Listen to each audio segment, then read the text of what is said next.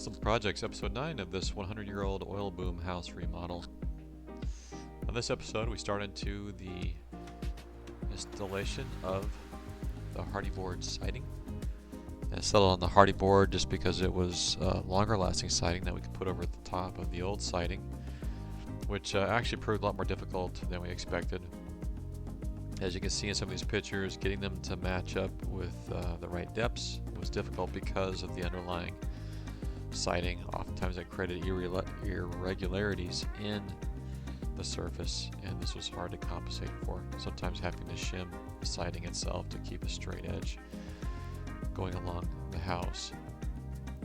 That was difficult. Also, the old siding, which is probably close to 60, 70 years old, even though it was thin, it was extremely hard, and trying to get a screw through it or nails through it was pretty difficult.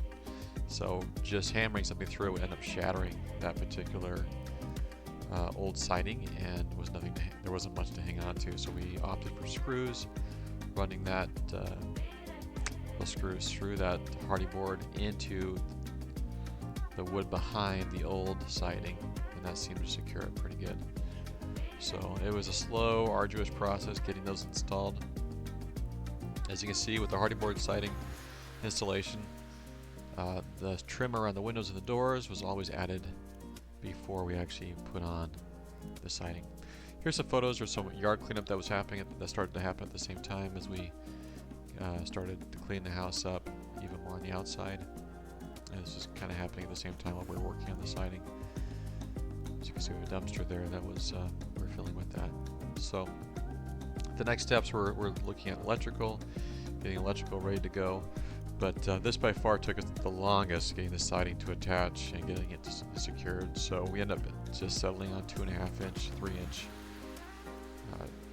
screws, exterior decking screws that would hold those boards. So by then we had basically the OSB on the bathroom floors, and it completely covered most of the interior floors.